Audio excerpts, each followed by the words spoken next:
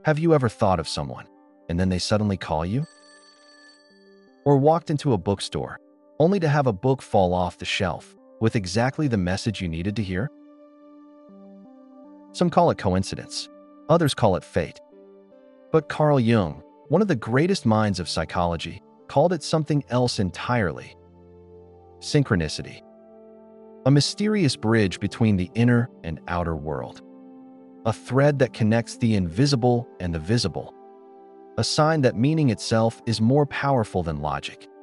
Before we dive into synchronicity, let's meet the man behind the mystery. Carl Gustav Jung was a Swiss psychiatrist, philosopher, and the founder of what we now call analytical psychology.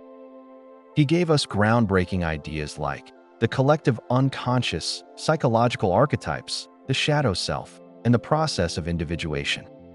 But as he aged, Jung's work began to explore something even deeper, something more spiritual, symbolic, and mystical.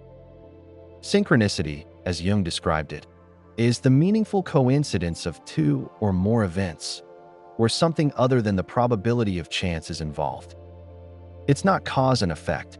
It's not science as we know it. It's when an external event mirrors your internal state in a way that is emotionally and symbolically powerful, yet completely without causal explanation. For example, you dream of a fox, and the next day, a fox appears on your street.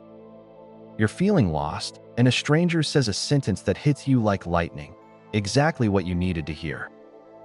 You're thinking about quitting your job, and suddenly a job offer lands in your inbox from a company you never applied to. These events are not linked mechanically, but Jung believed they are linked meaningfully. Jung's most famous example of synchronicity happened during a therapy session.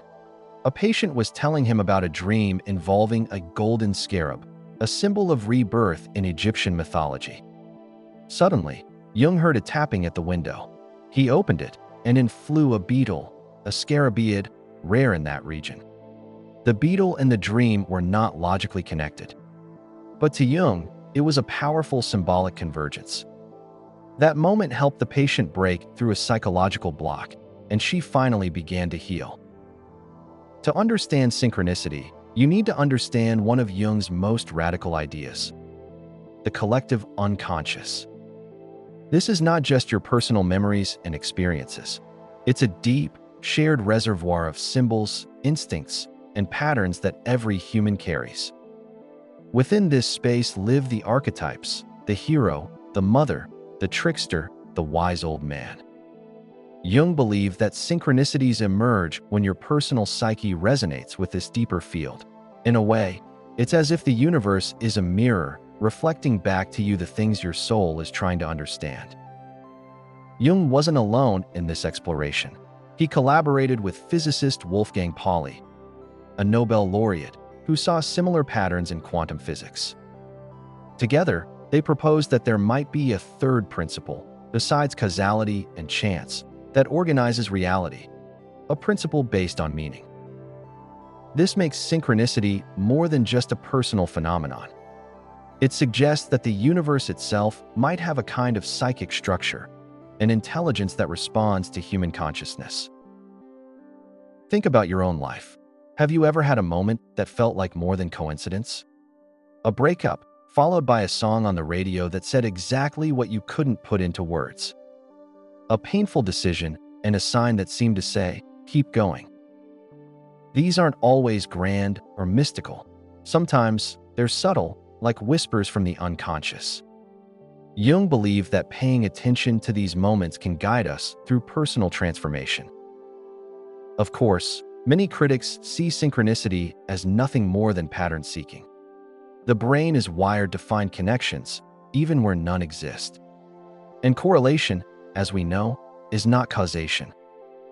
But here's what Jung would say: even if it's just psychology, why does it feel so real?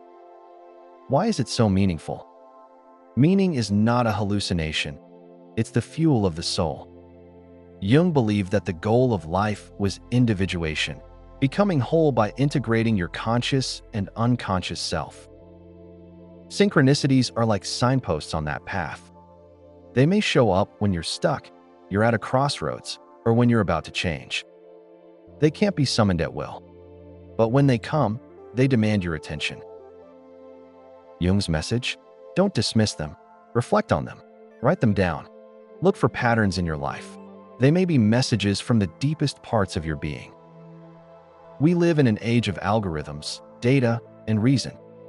But Jung reminds us, there's another language, one spoken by the soul. It speaks through dreams, symbols, and sometimes through synchronicities.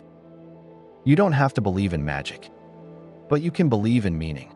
And sometimes, that's even more powerful. Have you ever experienced a synchronicity that changed your life?